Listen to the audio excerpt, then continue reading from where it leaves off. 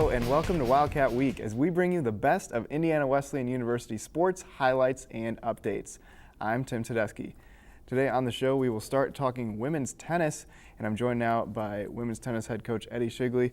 Coach, thanks for joining us here today, and to start off, let's backtrack a little bit to the fall season. Absolutely. And it's kind of ho-hum for you guys, another perfect season and another Crossroads League championship. 25th in a row, and what did you think of the fall season? Well, we knew Mary Ann's our rival when it comes to women's tennis, and we knew that they're going to be good. I mean, really good. I had 3 freshmen coming in, and most of them were going to be at the top of their lineup. They had a lineup that they competed against us this fall that had former number 1 players at number 4, 5, and 6. So we knew this time they're going to be deep. But we brought in some good freshmen too, and those freshmen landed at 4, 5, and 6, and they took care of business. And so we are thrilled to win the Crossroads League for the 25th year in a row. But that begins to start having a weight on you, you know. All of a sudden, man, your back feels heavy because that's 25 years in a row. That's a lot of years. But our girls just took it right in stride, didn't allow any pressure to affect them.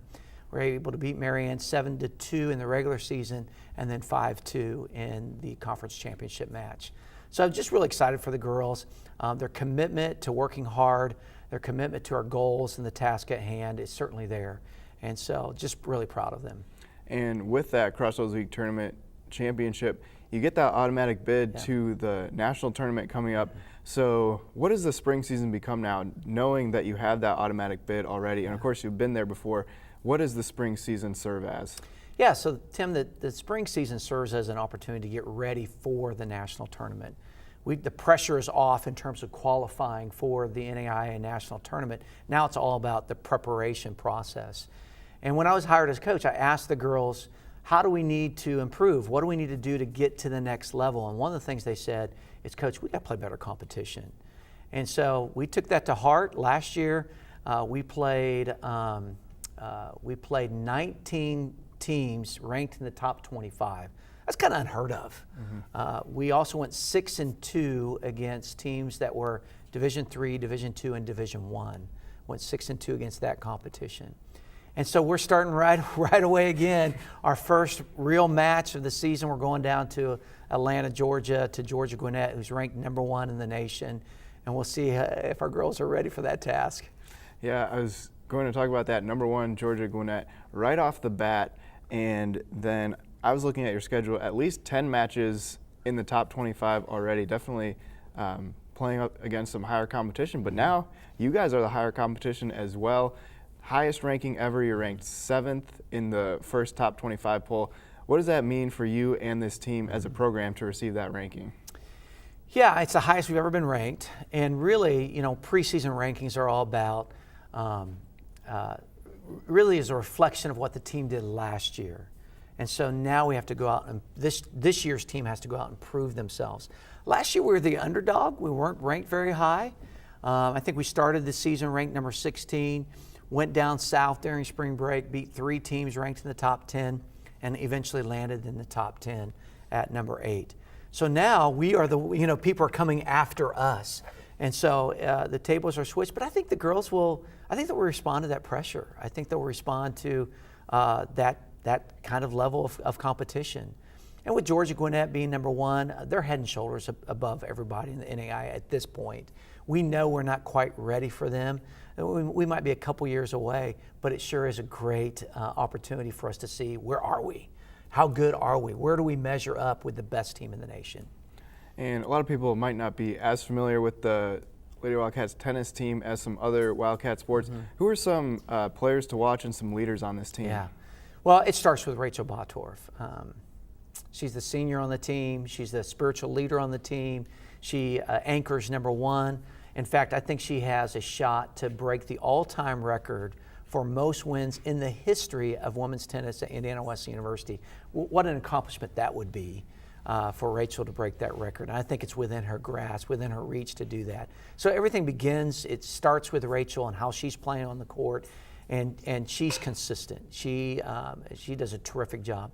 Again, we've got 3 great freshmen that have come in. Lizzie Boss from Kalamazoo, Michigan, Olivia Reed from Cincinnati, and then Tay Devaraja from Sri Lanka. And they all have done a terrific job.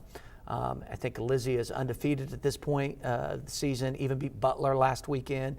So she's primed, she's ready to go. We have some veterans returning. Marissa Klein does a terrific job. She'll be in that top 4. Alex Mella, she'll be in that top 4 in our lineup. And so we've got some veterans to help us as well. But we're a young team. As far as our top 6, Rachel's the only senior. The rest are freshmen and sophomores. So we've got some good years ahead of us as well. And starting with Rachel as the senior and the other seniors as well, how important is that leadership when you have such a young team? Yeah. I mean, they set the tone. They set the expectations. And whenever a freshman walks in, they're trying to figure out where's their place on the team and what are the expectations of the team. And the seniors have done a terrific job. Kelsey Vessels, she plays doubles for us. Ellen Hornet plays doubles for us. Michaela Marazzi gets some playing time. All 4 of them done such a terrific job of this is the culture of the tennis team.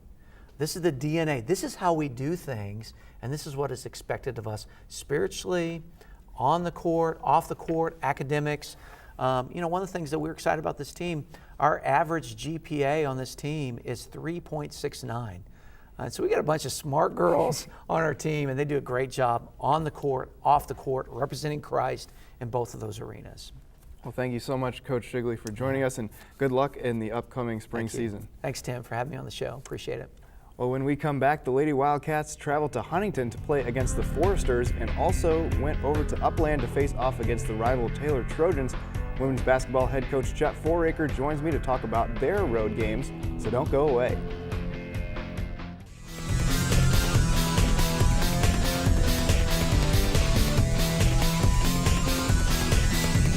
Welcome back to Wildcat Week. The Lady Wildcats basketball team traveled to Huntington University to face off against the Foresters on Saturday, February 4th. The Lady Wildcats held a 55-54 advantage until Miranda Palmer gave the Foresters a 56-55 lead with those 2 free throws you see right there. Wildcats had possession with 8 seconds left, 3 consecutive chances to win this game, but they failed to convert on the final possession.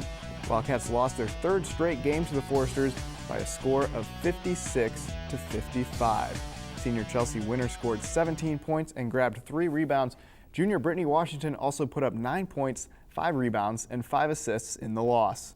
After a close loss to the Foresters, the Lady Wildcats traveled to Odell Arena to face off against cross-county rivals, the Taylor Trojans. The Wildcats and the Trojans battled, but the Wildcats pulled away and beat the Trojans 67-55 to snap their 3-game losing streak. Indiana Wesleyan has now won 17 straight games against Taylor. Senior Kelsey Key scored 22 points and had 7 rebounds while dishing out 3 assists. Brittany Washington also had 16 points and 4 boards. She shot 9 of 12 from the charity stripe. Well, joining me now after a close loss and then a big win is head coach of the women's basketball team, Chet Foraker.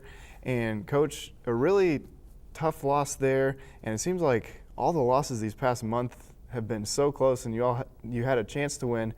But coming off of that loss on Saturday, what was practice like these few days leading up to the Taylor game? Well, really, it was quite good. I mean, Purple Day comes up and everybody gets ready. We had probably the 2 best practices we've had for a while before the Taylor game. Of course, Huntington was a disappointment, and we lost. The last 5 games that we lost by an average of 3 points a game. I mean, it was pretty rough for a while. But the girls bounced back. They did a great job. They practiced hard. They worked hard. And it showed up when we played at Taylor. And what did you think of the way that the team responded, coming out strong, even after kind of a strange turn of events with the technical foul due to the lineup?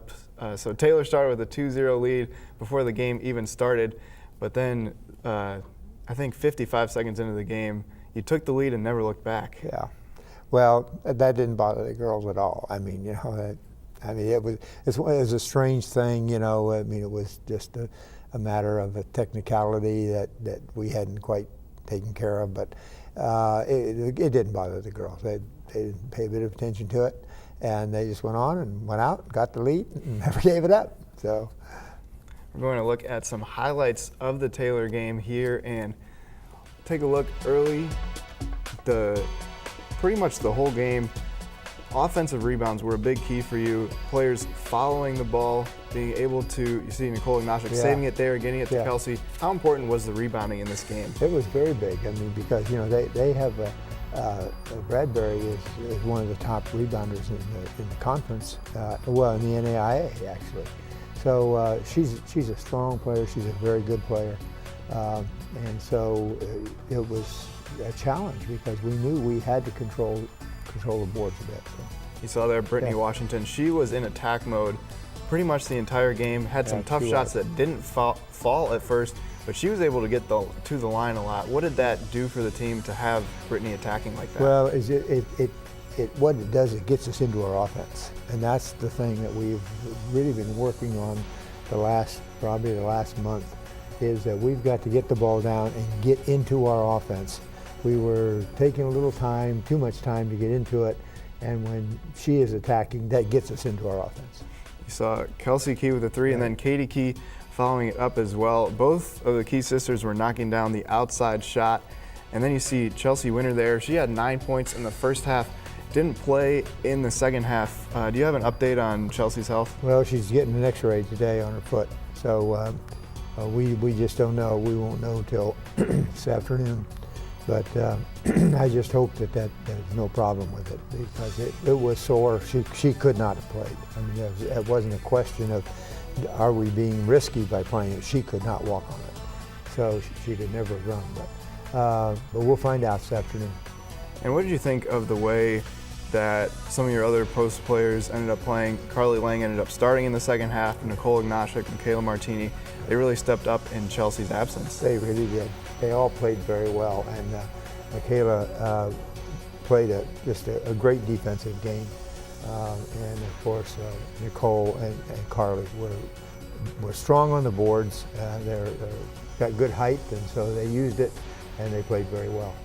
You got to give credit to Taylor. They didn't give up in this game. There were times you stretched the lead out and they would come back, but it seemed like you guys were still in control the entire game. You saw Kelsey hitting a few threes there, and every time they made a run, you guys would come back with a run as well. Right, and if you notice those runs, they always are tied to 3 points, and the 3-point play is a huge play in the game of basketball. So there's a great pass by Michaela to Nicole. So but the 3-point, those runs will follow those 3 points, and that's what happened. They hit a couple right at the buzzer, right when the clock was running out on them, and then we came back, and then Kelsey, matched them and then when you do that, then that ends the run right there. So. Yeah, not only did the win break that 3-game losing streak, but it puts you in sole possession of second place in the Crossroads League right now, sitting at 10-5. Grace right behind you at 9-6. Of course, with only 3 games left in the season, every game is so important, but what does that second seeding do for you going into the tournament? Well, it puts us with getting a low seed to play, which is the advantage. Of course, the highest seed goes to the lowest seed, and then so and you got to have two brackets. So if we can keep the second seed, then we're the top team in one of the brackets, and that's a good place to be. You get down to the third seed, now you're in the mix, and it's much tougher. Well, thank you so much, Coach, for coming in. Good luck on Saturday against St. Francis, a huge game. They're sitting at 4th in the league right now, so good luck to you guys on Saturday. Thank you very much. Thanks for having me on. I appreciate it. Well, once again, the next game for the Lady Wildcats will be on Saturday, February 11th, when the St. Francis Cougars come into Lucky Arena for a rematch. Matchup will start at 1 p.m. and be the first game of a doubleheader, with the men playing at approximately 3 p.m. That game will be broadcasted on WIWU-TV and ESPN3. You can watch it from your mobile device or on your Apple TV with the Watch ESPN app. Well, when we come back, men's head coach Greg Tonagel will come in to talk a tough loss at Huntington and a bounce-back win at Taylor, so stay tuned.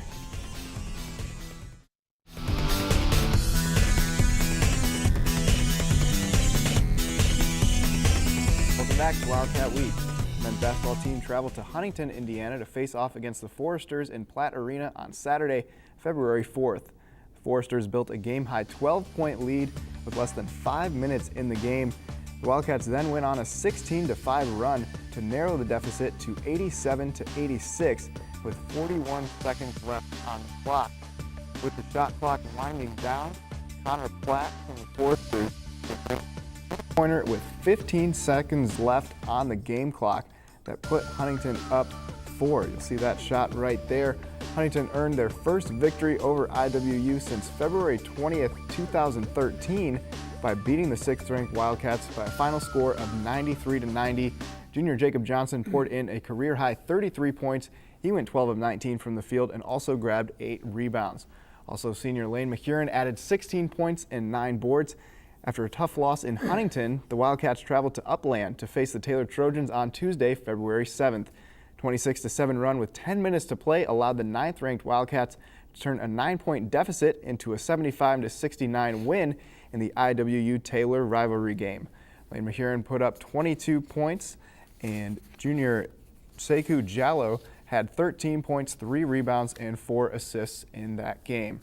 Joining me now to talk about the men's basketball last week is head coach Greg Tonagel. And Coach, briefly, let's talk about the Huntington game. You guys really had to scratch and claw your way back in. It was a good rally, but it fell just short. What do you think was the difference in that game?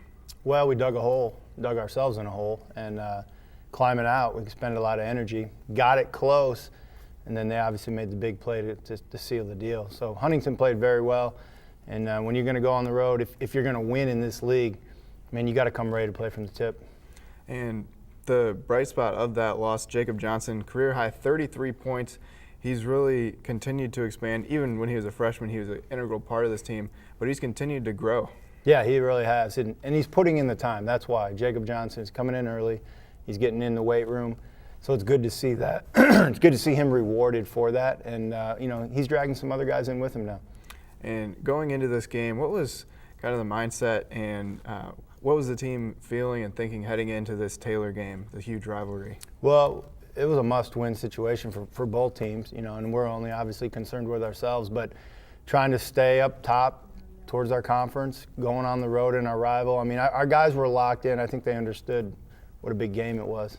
We're going to take a look at some highlights here in just a minute, but the Trojans really came out strong, and they came to play in this rivalry. Take a look at the highlights here. Hit that three-pointer to start the game, and Taylor was really in control for the majority of that first half.